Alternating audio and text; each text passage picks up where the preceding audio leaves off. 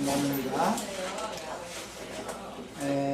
오전 시간 1시간에 유다에 대한 축복 말씀 마쳐야 되는데 거의 다 못해서 잠깐 더 해야 되겠네.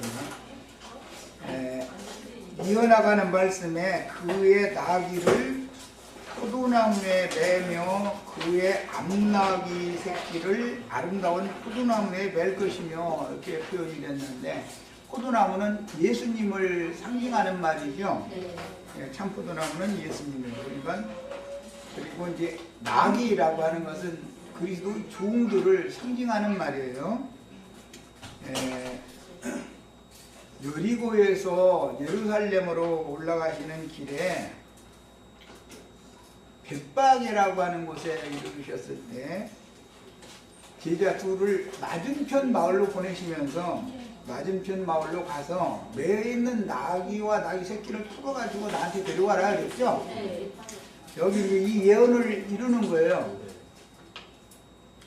나귀라는 것은 실제로는 주님의 종들이지만 주님이 타고 예루살렘 성의 영광의 왕으로 입성을 하시기 위해서는 나귀를 타고 들어가셔야 되는 거예요. 그때 당시 또는 그 이전에 애굽의 왕들이나 이방의 왕들은 마차가 끄는 또는 말을 직접 타거나 마차가 끄는 그런 호화로운 그 생활을 했는데, 예수님은 겸손하신 분이기 때문에 나귀를 타고 입성하신다는 거예요. 예루살렘에 영광을 받으러 들어가시는 것도.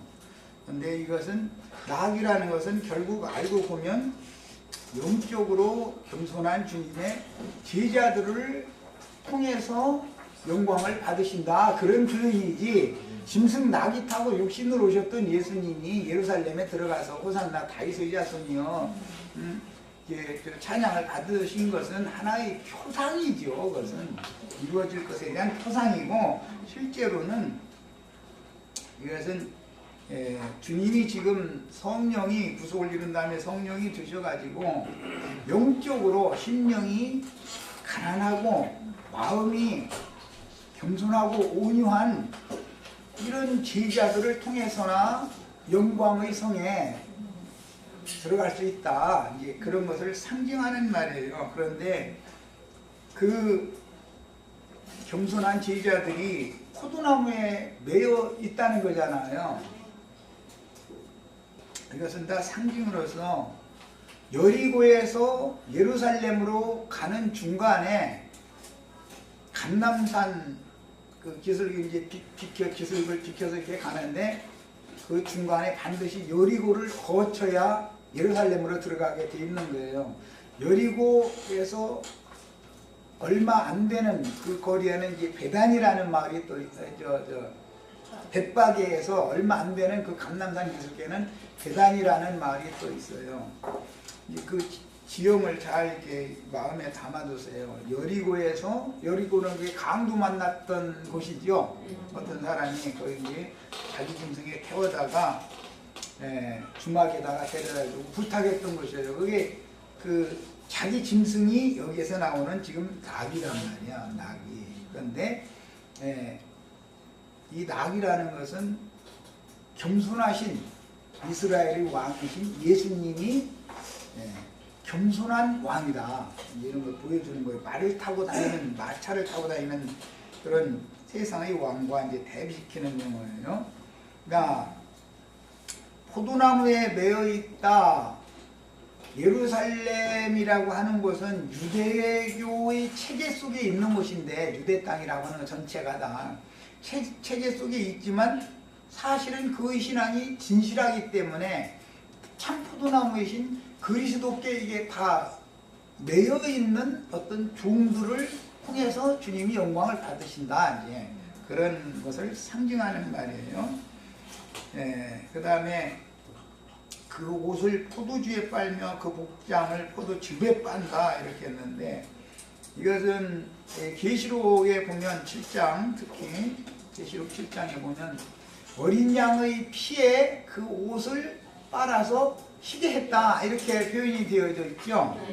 그러니까 포도즙이라는 것은 주의 성령을 상징하는 말이에요.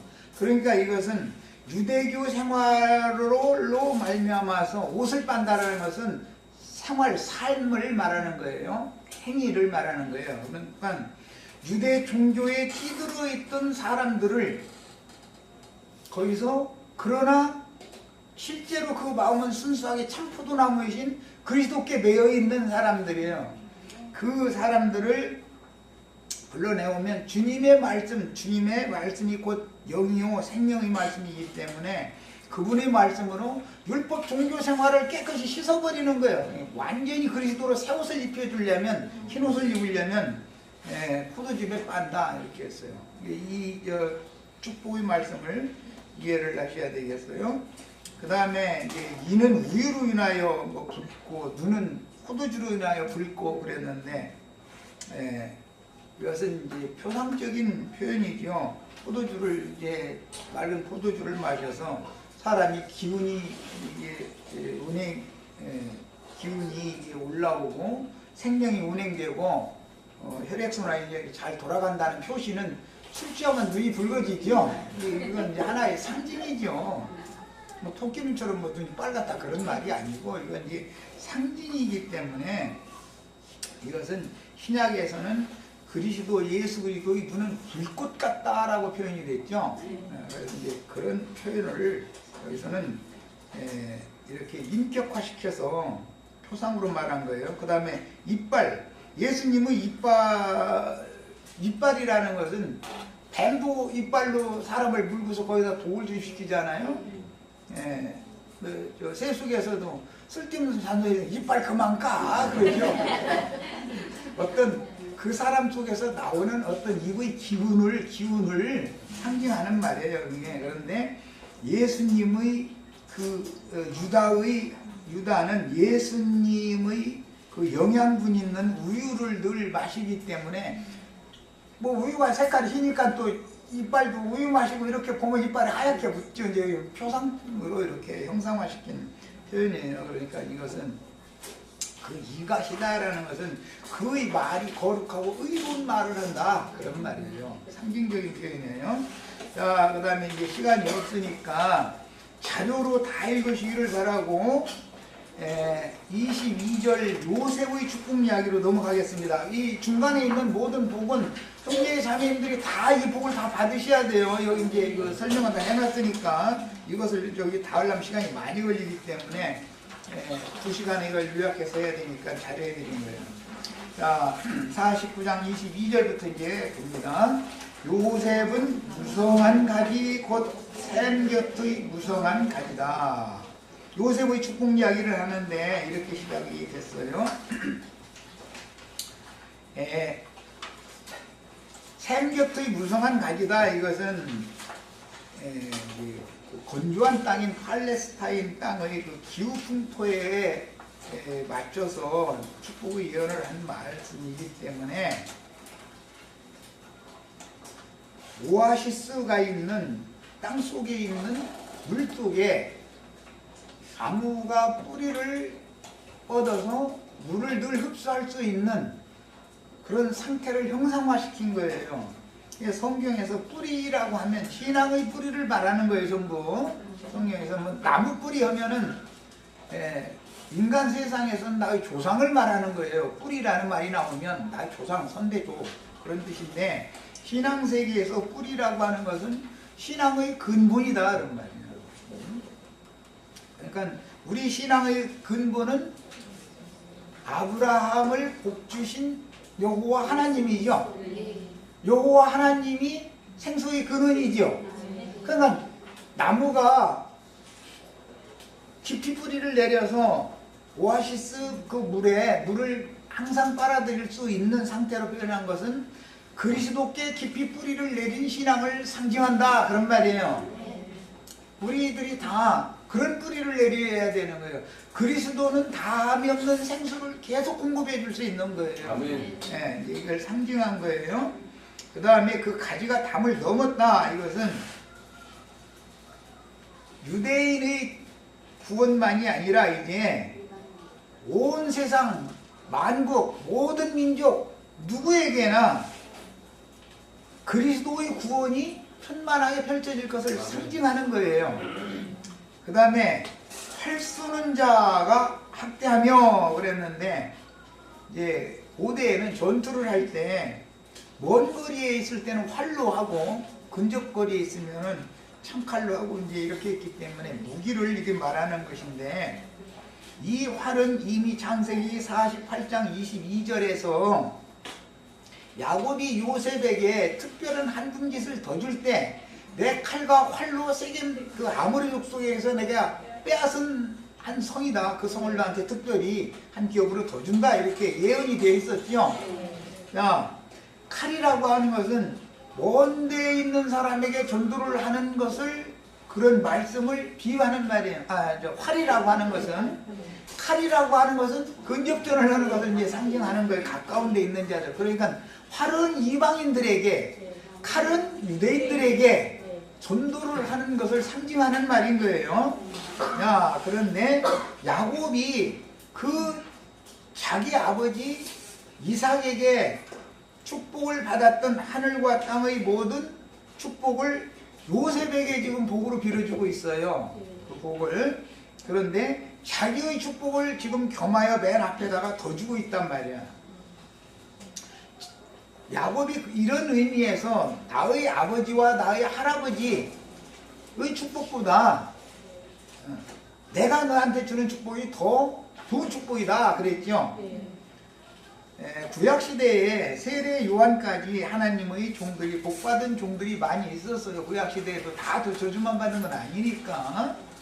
그러나 그런 선지자들이 받은 복보다 우리가 받은 복이 더 좋은 복이죠.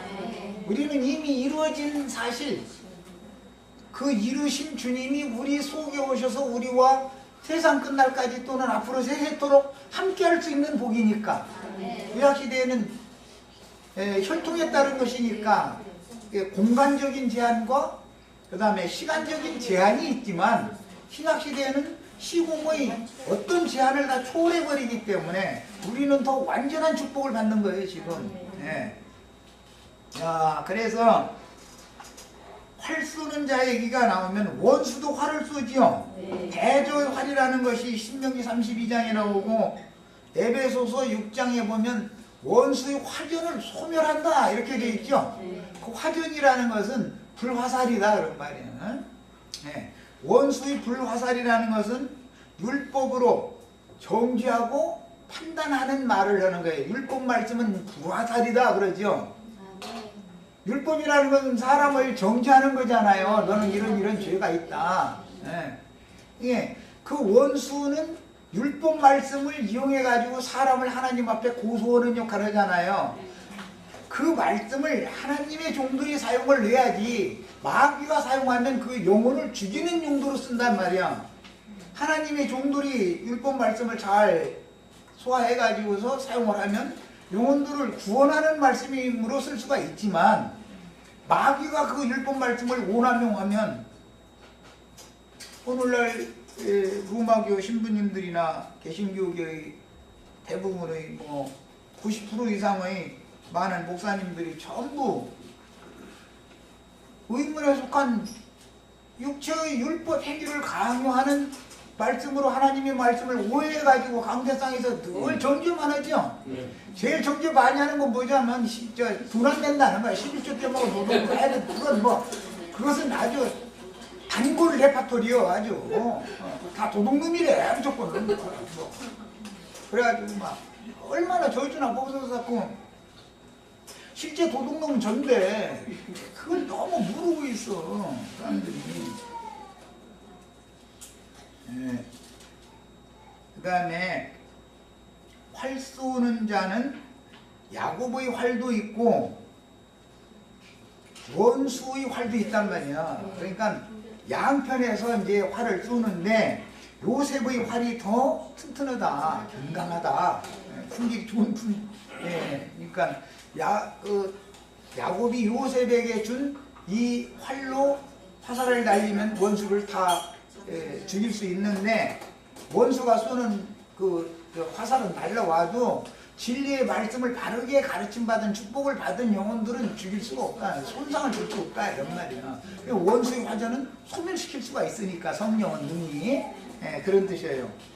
그래서 활 쏘는 자가 요셉을 학대하지만 이 말은 예수님이 세상에 오셨을 때 유대교 지도자들이 율법사, 서기관, 바리새인 이런 사람들이 그들의 율법 말씀 가지고 예수님한테 쏘아댔죠. 그런데 예수님은 그걸 다 소멸했다 이거예요. 다 소멸해버리고 역공을 하죠. 그러니까 그 유대교인들이 다 화살 맞아 죽었죠. 이게 그런 상징이에요. 그 다음에 요셉의 활이 도우려 굳세며 그의 팔이 힘이 있다. 팔이라는 것은 힘, 능력을 상징하는 말인데 원수라고 팔이 없겠어요? 팔 없으면 어떻게 화살을 쏘겠어요? 그런데 원수의 팔보다도 유대교 지도자들의 팔보다도 그 구원자 예수님의 팔이 훨씬 힘이 세다. 이렇게 표현이죠. 이것은 신약에 와서는 능력과 구원이라고 그래요. 생명력이란 말이에요. 율법의 능력보다 하나님의 신의 생명의 능력이 다 이길 수 있죠.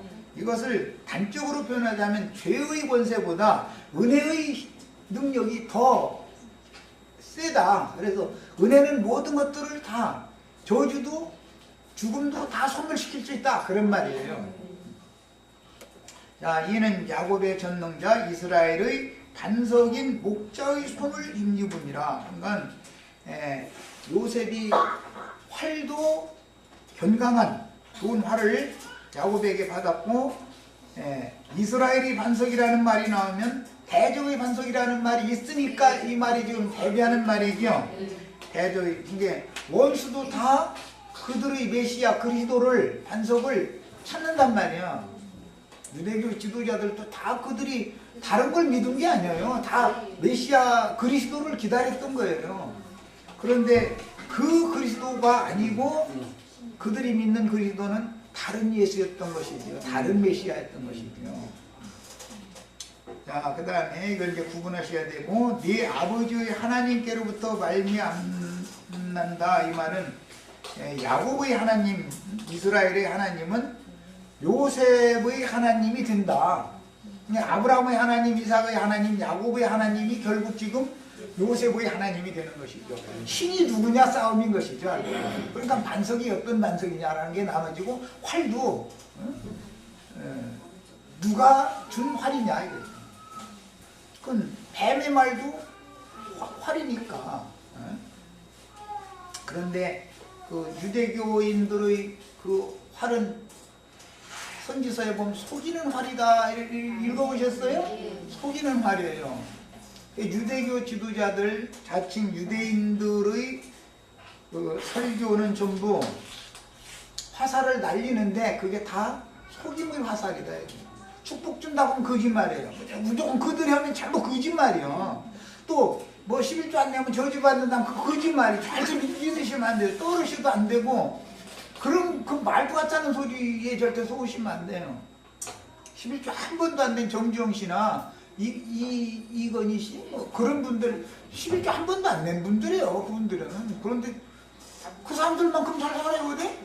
그러니까 그 말도 안 되는 소리. 안 내도 잘만 살 사람 잘 살아. 그런데 그것이 꼭 세상에서 잘 사는 것이 축복이냐 그것이 아닌 것을 아셔야 돼요.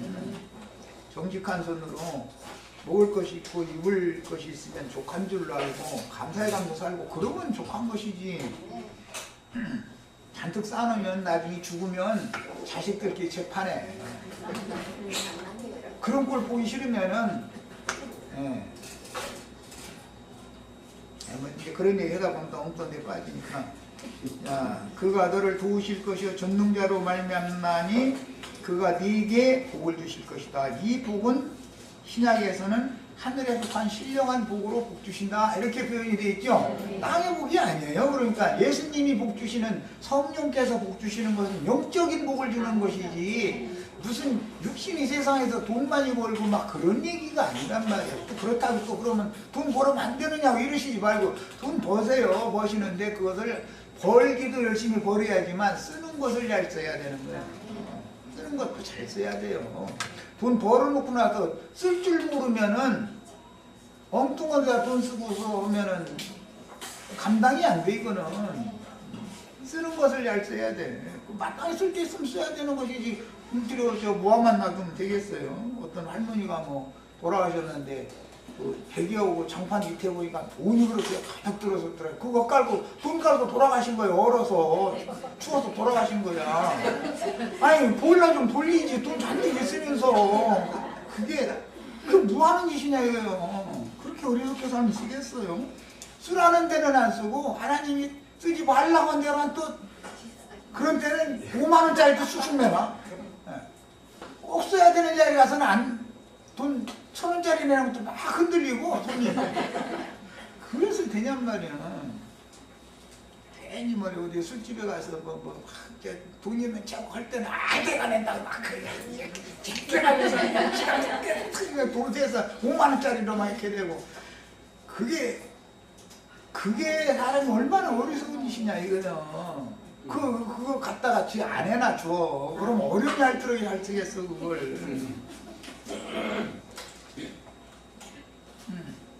또 정죄로 받으시지 말고 사람 지혜롭게 살라는 말이야. 위로 하늘의 복과 아래로 깊은 샘의 복과 그랬는데 이 복이 하늘과 땅의 복이 하늘의 이슬과 땅의 기름짐 이런 모든 복이 이삭에게 야곱이 이미 받았던 복이죠. 그 복을 지금 요셉에게 주고 있어요. 그 다음에 젖먹이는 복이라고 그랬는데 이제 젖먹이는 것도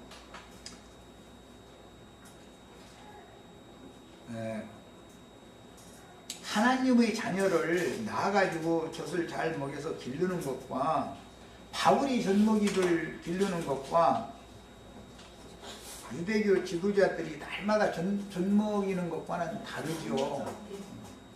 예수님 마태복음 24장에 보면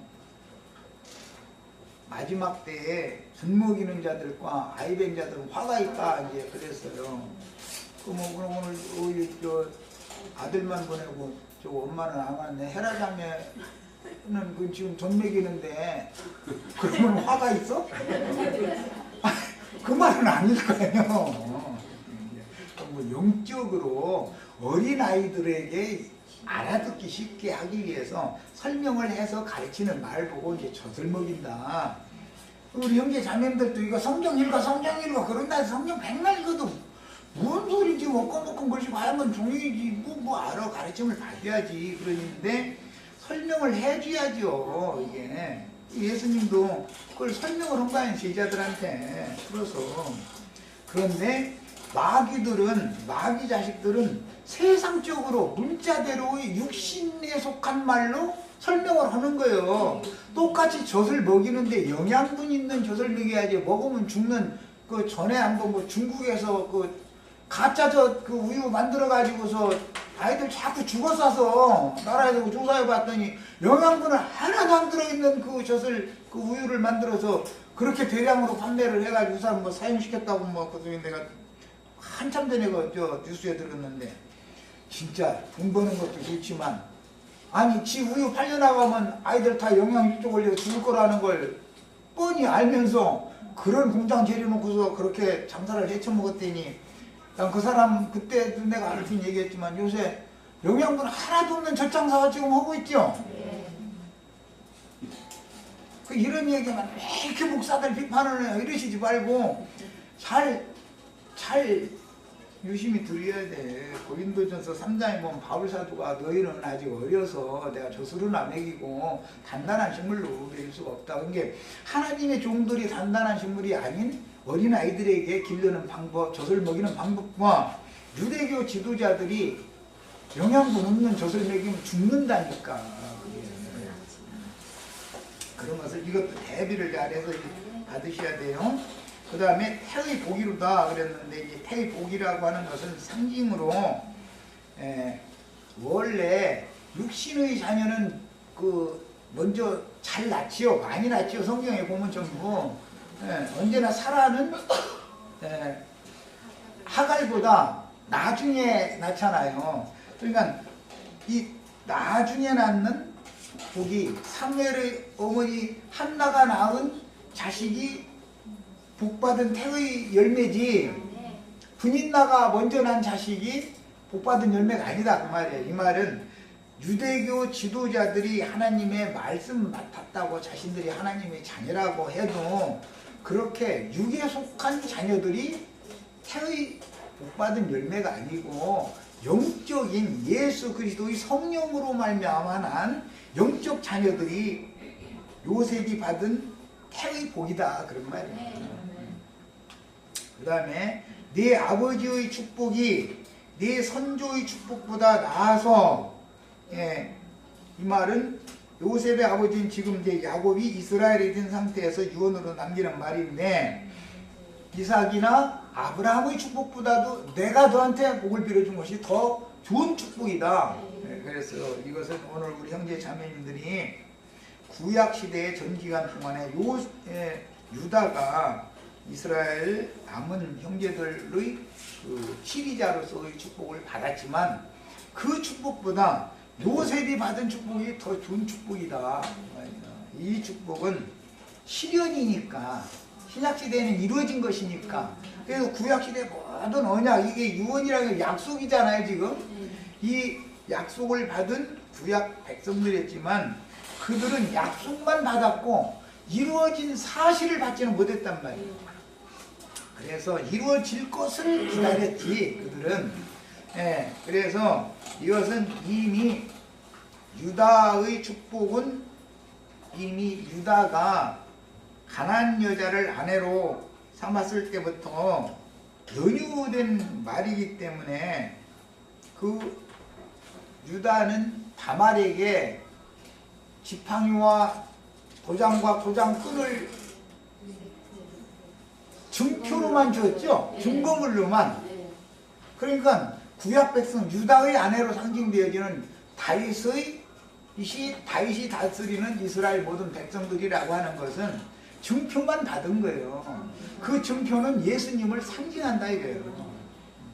유다의 지팡이는 예수님의 왕권을 상징하는 거예요. 예수님의 믿음을 상징하는 거예요. 또 그 다음에 도장이라는 건 성령에 인친다고 그러죠. 그 다음에 도장끈이라고 하는 생명줄이다 그래요. 그리스도의 은혜를 상징하는 거예요. 자, 이런 것을 구약 백성들은 예표상으로만 앞으로 그것이 이루어질 것을 바라고 믿은 거예요. 그런데 예수님 오셔서 그 구약 성경의 모든 율법의 모든 예언들을 다 이루어 놓으셨죠.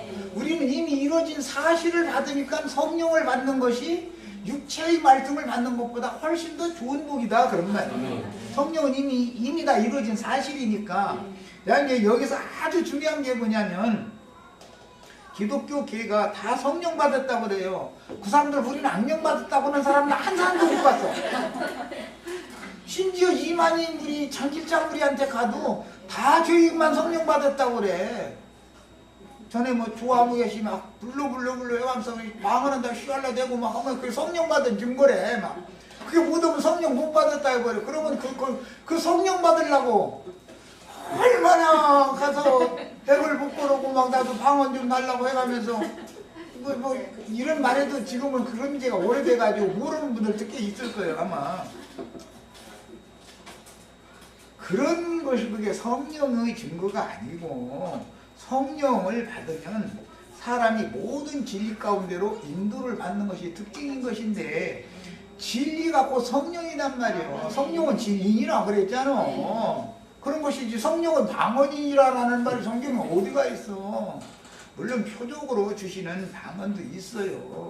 꼭 나쁘게 얘기만 해서 그런데 그것은 믿지 않는 자들을 위한 표적이나 그랬죠. 예언은 모든 믿는 이들에게 덕을 세우는 것이니까 너희는 더 큰 은사를 행하기를 기도하고 삼해라 그랬어. 더 큰 은사를 구해야지 표적으로 불신자들한테 주는 그 표적이나 날마다 구하고 있으면서 거기서 머물러 있으면 어떡해. 네. 다 장성한 자로 이렇게 신앙이 완전한 데 나가셔야 되겠어요. 그 다음에 이제 네 선조의 축복보다 나아서 영원한 산이 그렸는데, 이 영원한 산은 하늘의 쉬운 산이라고 그래요. 이것은 지리적으로는 헐문산이라고 그러죠. 헐문산. 예. 이것은 신명기에 보면 헤르몬산을 쉬운 산이다 이렇게 표현을 해놨어요. 그러니까 이 영원한 산 이야기는 사실은 에덴 동산에서부터 시작되는 말이지만 그 전에 이미 이사야 14장이나 에스겔 28장이나 이런 데 보면 루시엘 천사가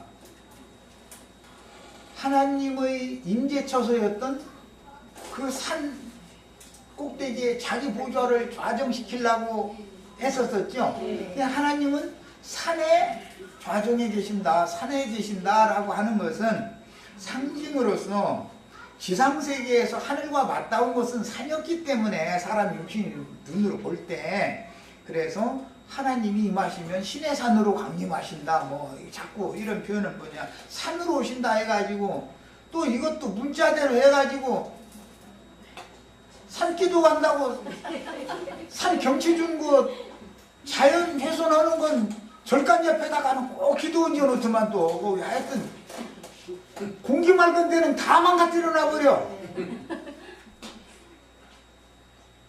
그런 물질적인 산속에서 정말로 거기 가야 하나님을 만날 것 같으면 에베레스트 산 꼭대기 올라가봐. 얼어 죽지. 무슨 뭐 그 말 같은 사람이 생각이 얼마나 그 말은 하늘과 땅이 맞닿는 곳이다 라는 뜻이니까 사람의 심령과 하나님의 성령이 만나는 처소니까 형제 자매님들이 영혼이어야 되겠지.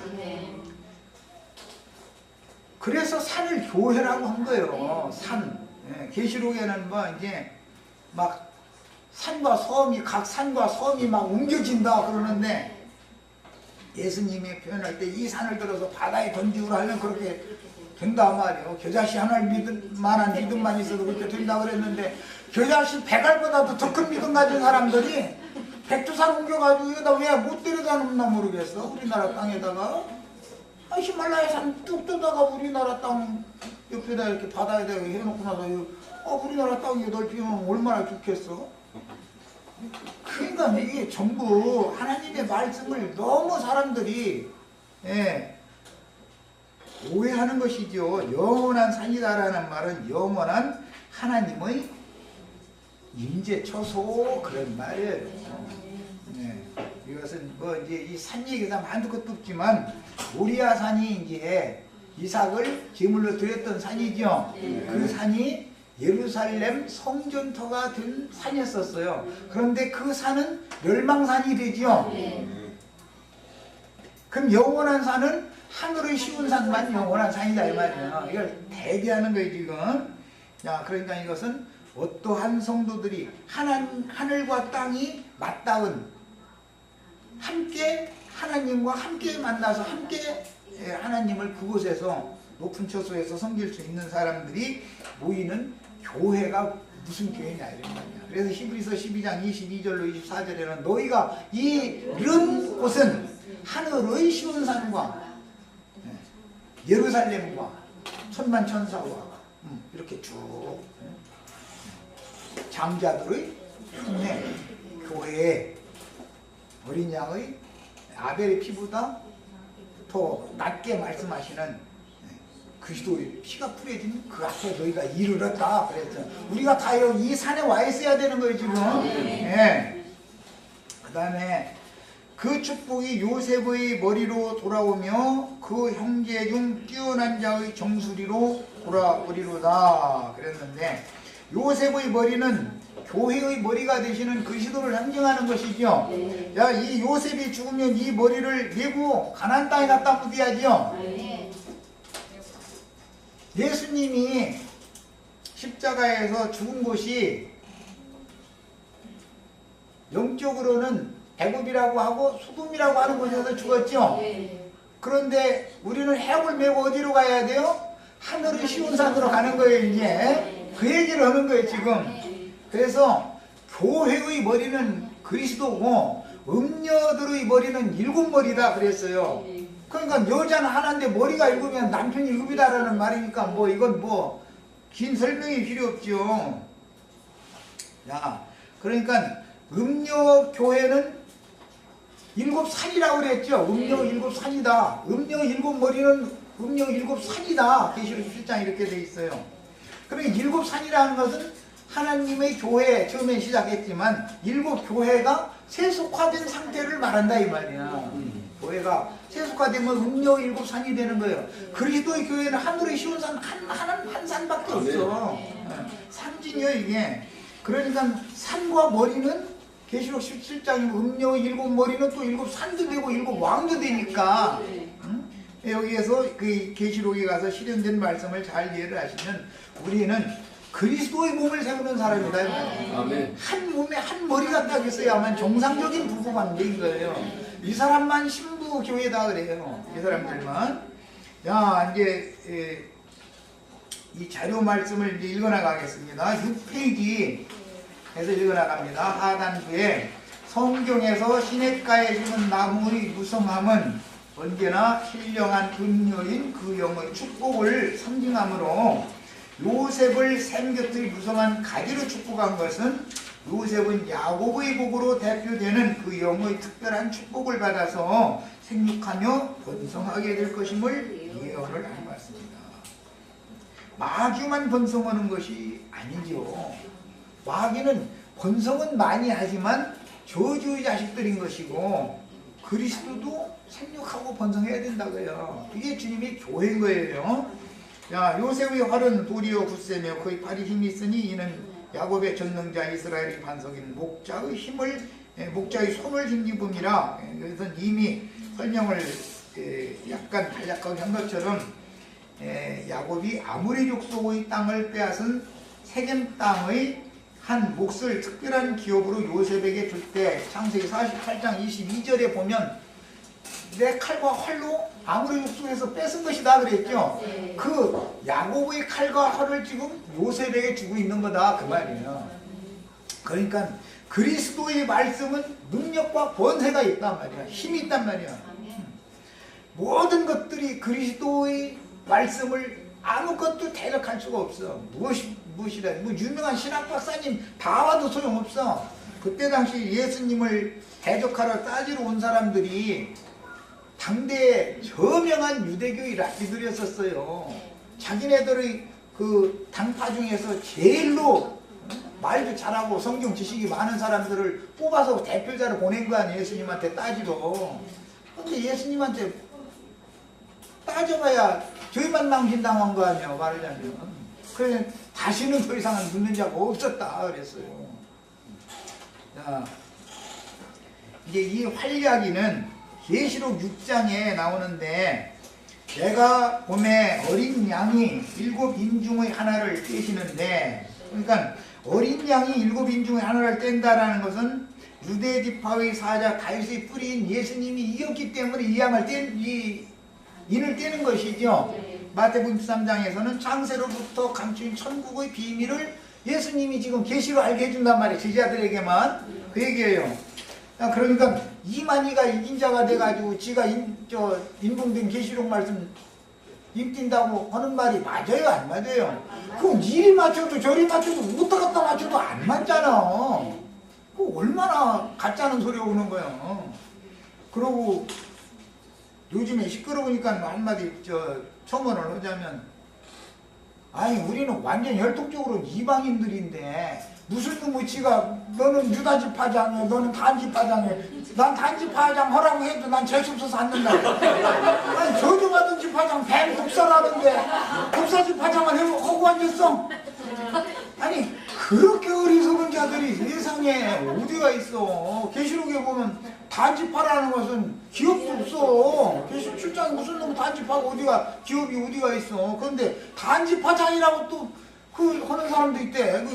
그러니 그래가면서 무슨 이만희가 이긴 자라 지가 계시록 푼다고 그러고 앉았고, 이만큼 어리석은 사람들이 너무 지금 무지한 걸 말하자면 답답해 죽겠어가지고.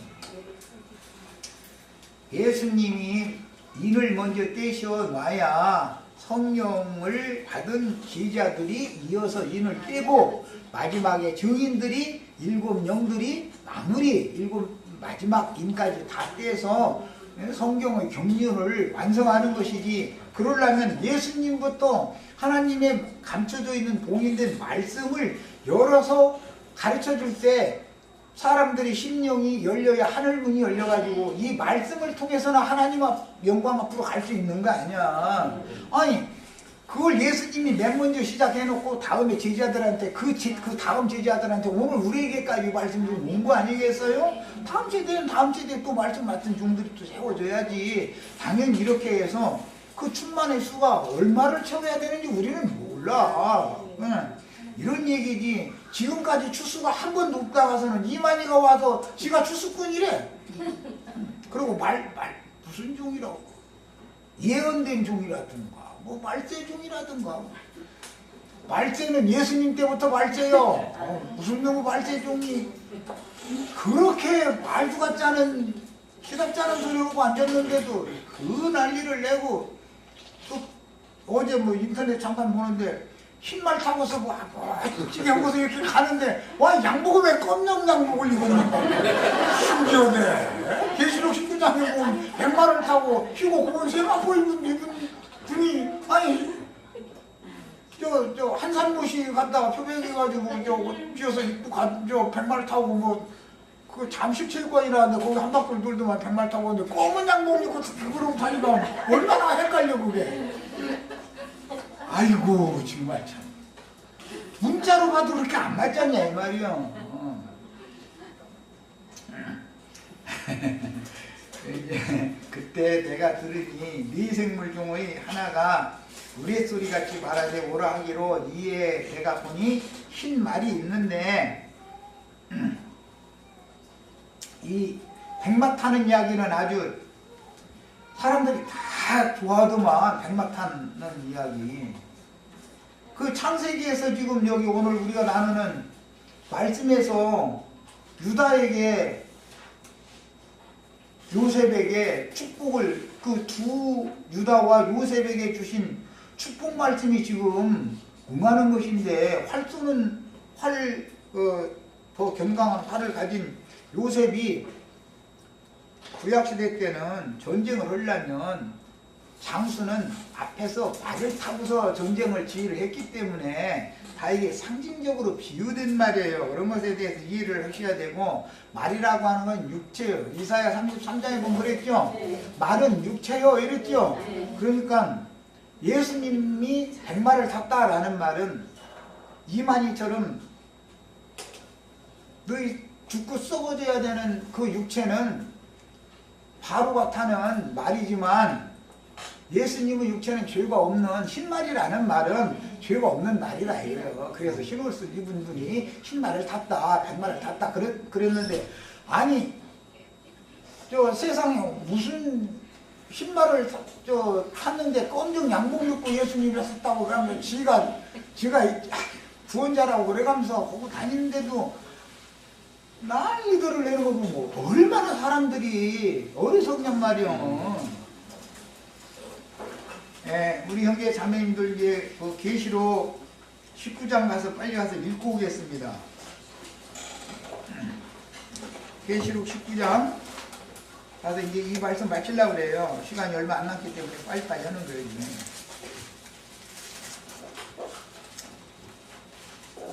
예, 7절부터 8절을 읽습니다. 즐거워하고 크게 기뻐하여 그에게 영광을 돌리세. 어린 양의 혼인기약이 이르렀고 그의 아내가 자신을 준비하였으니 그에게 빛나고 깨끗한 세마포 옷을 입도록 허락하셨으니 이 세마포 옷은 성도들의 오르는 행실이로다. 그랬어요. 우리 형제 자매님들이 죄 있는 육신을 입고 신앙생활을 하고 있지만 하나님이 보시기에는 옷을 흰옷으로 다 세마포 옷으로, 희고본 세마포 옷으로 갈아입었다. 지금 그 말이에요. 이 사람들만 신부가 되는 거예요. 이만희처럼 검은 양복 입고 들어가는 게 아니에요. 신부성에는 절대로. 그 말도 같지 않은 소리 하지 말라고 그래요. 자, 그리고 이제 1절 이하에서 말씀을 더 봅니다. 13절, 4절 봅니다. 또 그 그가 피 뿌린 옷을 입었는데 그 이름은 하나님의 말씀이라 칭하더라. 예수님이 백 맡았다라는 말은 피 뿌린 옷을 입었다라고, 이것은 몸으로 행하는 행위를 상징하는 거예요. 옷이라는 건들. 그런데 우리가 육신을 입었지만, 죄의 육신이지만 의로워진 사람이단 말이야. 그런 경우는 백마를 탔다, 이렇게 말을 한 거예요. 자, 이것은 말을 탄 것은 전쟁을 해야 되기 때문에 그래요. 평화시대에는 나귀를 타는 것이지 말을 타는 게 아니에요, 이스라엘 사람들은. 그 다음에 하늘에 있는 군대들이 희고 깨끗한 세마포 옷을 입고 백마를 타고 그를 따르더라 그랬어요. 그러니까 11절에 백마를 타고 앞서가시는 분과 똑같이 우리도 백마 타야지요. 백마를 탔다라는 말은 무슨 뜻이라고요? 신령체로 덧입혀준 사람이다, 그런 말이에요. 죄와 상관없는 몸을 입었다, 그 말이에요. 이게 상징적인 말이에요. 자, 그 다음에 우리들도 모두가 다 이런 희고 깨끗한 세마포 옷을 입어야 돼요. 이것은 신부옷도 되고 하늘의 영적 전쟁을 하는 전사들의 옷도 되는 것이죠. 그 신부옷은 곧 군복인 것을 알 수가 있는 거예요. 전투복인 거예요. 이게 다 상징이에요. 자, 이제 창세기 49장, 이제 그 말씀을 이제 마무리하려고 그래요. 요셉에 관한 말씀만. 이처럼 어떤 옷을 입는다라는 것은 사실은 포도주에 빨고 포도즙에 빨고 다 이렇게 했는데, 최후로 계시록 7장 1절 22장 1절 읽고 마치겠습니다. 계시록 7장에서는 14절을 보겠습니다.